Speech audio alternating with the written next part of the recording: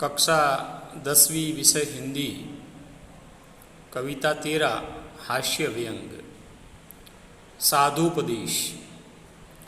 काका हाथरसी कि जिनका जन्म 1906 ईस्वी और निधन सन 1995 ईस्वी। काका हाथरसी हिंदी के जाने माने हास्य व्यंग्यकार थे। अपने हिंदी जगत में एक विशेष पहचान बनाई है। मूल नाम प्रभुलाल गर्ग था, पर हाथरस में एक नाटक और नाट्य मंच के दौरान आपने काका की भूमिका निभाई थी। तभी से आपने स्वयं अपना तखल्लुस काका हाथरसी रख लिया। हिंदी के हास्य कवियों को मंच देने का श्रेय आपको जाता है।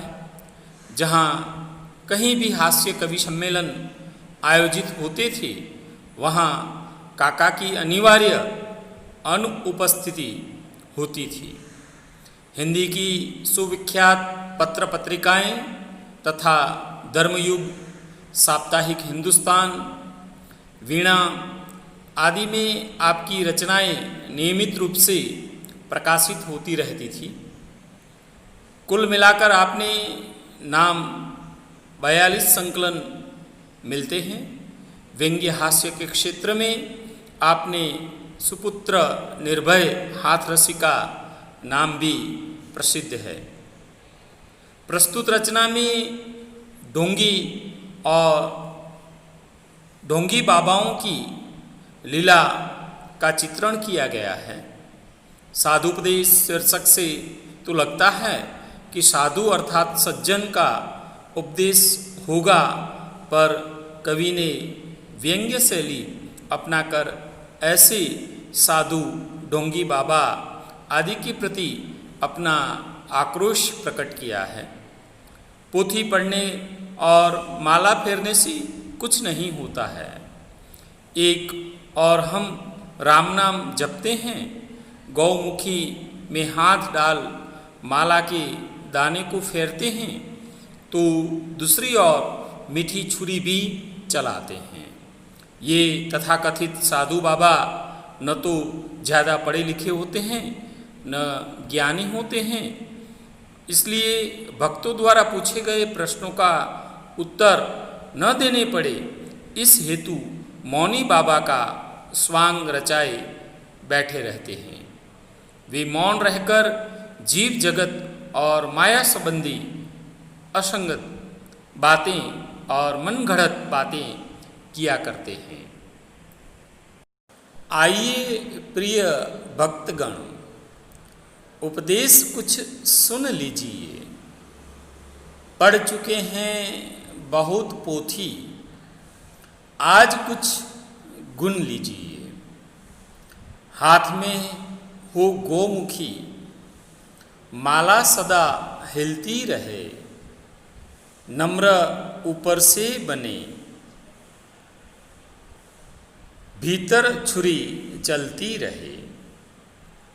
तात्पर्य यही है कि ढोंगी साधु अपने भक्तों को उपदेश देते हुए कहते हैं कि आप लोगों ने यूँ तो अनेक ग्रंथ और अनेक पुस्तकें पढ़ी होंगी, आज आप मेरे भी कुछ गुण ले लीजिए। आप अपने हाथ में हमेशा माला लेकर गोमुखी, जिसमें माला रखकर नाम स्मरण किया जाता है, वह गौमुखी में उसे फिराते रहिए, ताकि लोगों को यह लगे कि आप ईश्वर के नाम का जाप करते रहते हैं।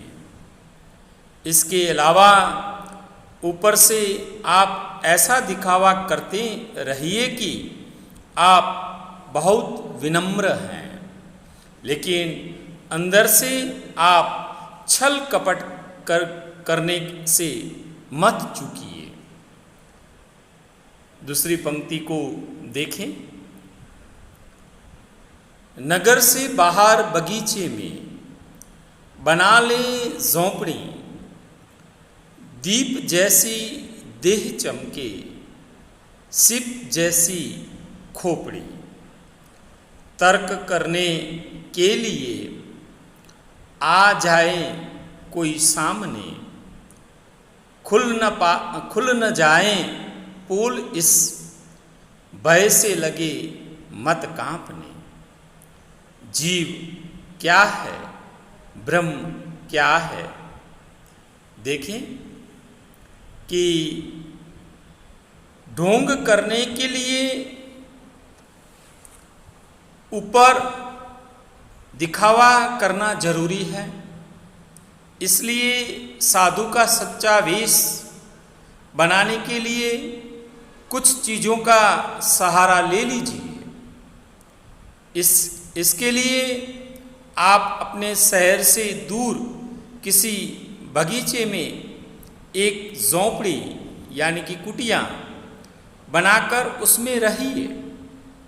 सच्चा साधु दिखाई देने के लिए मुंडन करा लीजिए, जिससे कि आपका सिर सीप की तरह चमकता रहे, शरीर का भी चंदन आदि से श्रृंगार करते रहें, ताकि आपका शरीर चमकता हुआ दिखाई दे।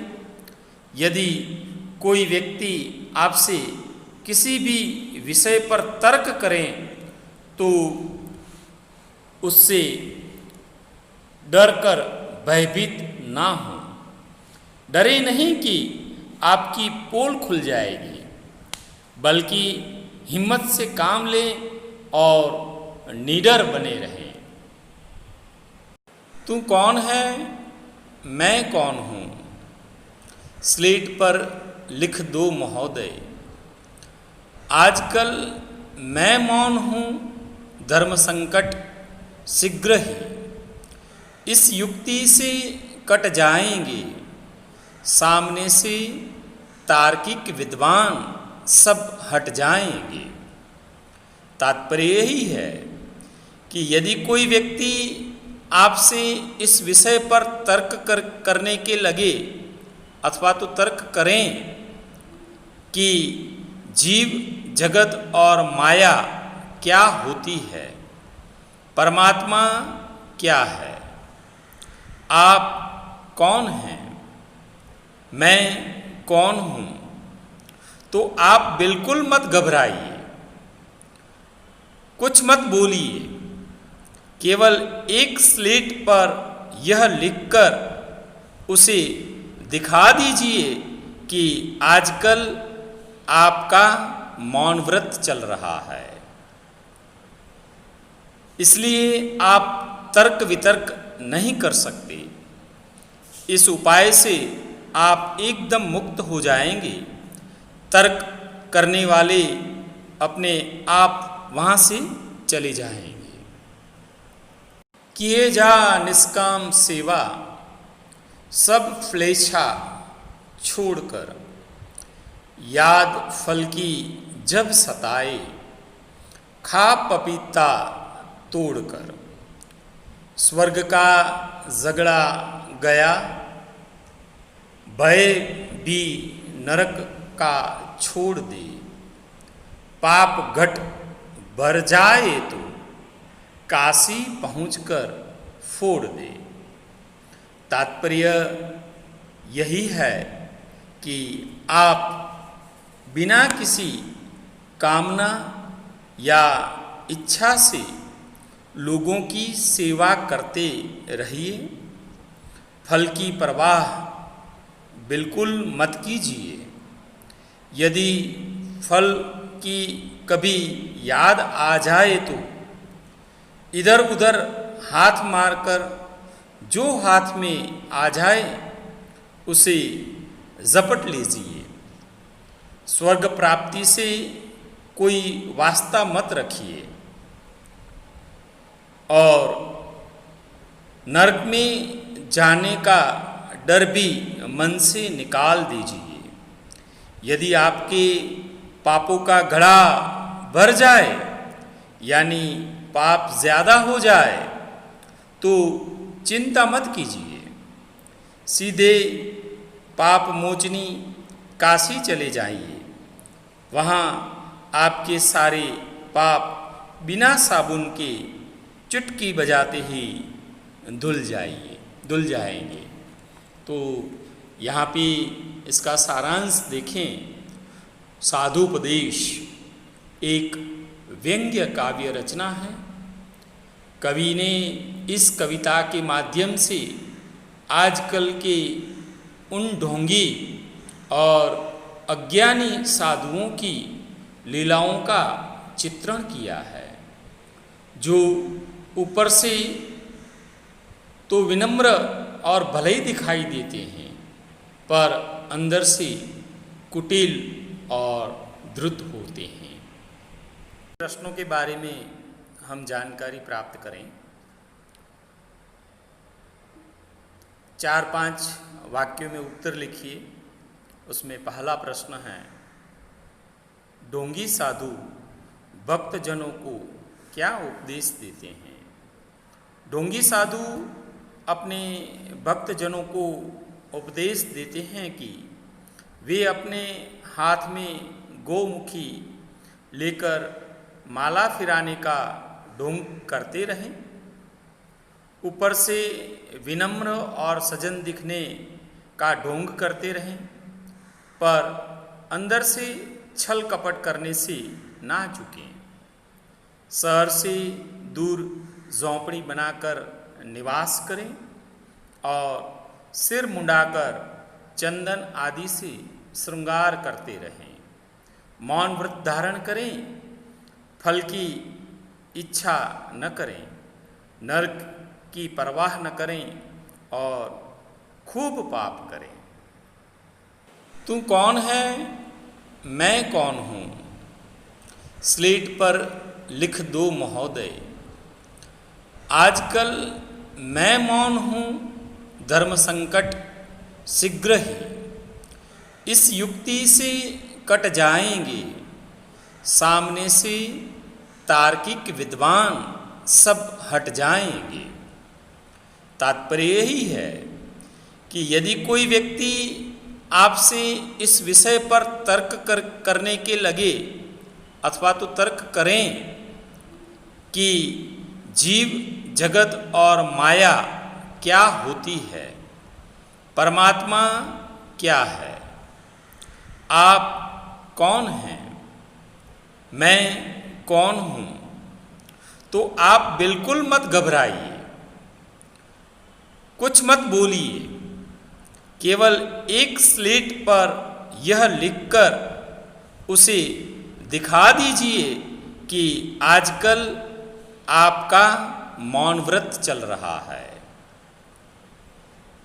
इसलिए आप तर्क वितर्क नहीं कर सकते। इस उपाय से आप एकदम मुक्त हो जाएंगे। तर्क करने वाले अपने आप वहाँ से चले जाएंगे। तीसरा प्रश्न, ढोंगी साधु मौन व्रत क्यों धारण करते हैं? ढोंगी साधुओं के पास कभी कभी कुछ लोग विभिन्न विषयों पर तर्क करने के लिए आते हैं। वे साधुओं से अपने प्रश्नों के उत्तर की अपेक्षा रखते हैं।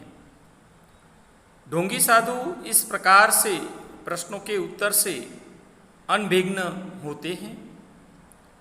ऐसे अवसर पर ढोंगी साधुओं के समक्ष धर्म संकट पैदा होता है और इस समस्या से निपटने के लिए ढोंगी साधु मौन व्रत धारण करने का बहाना बना लेते हैं। यह युक्ति अपनाने से ढोंगी साधुओं से कोई भी व्यक्ति या भक्त तर्क करने की हिम्मत नहीं कर सकता है। 4 देखें। साधुपदेश काव्य में काका हाथरसी ने किस पर व्यंग्य किया है?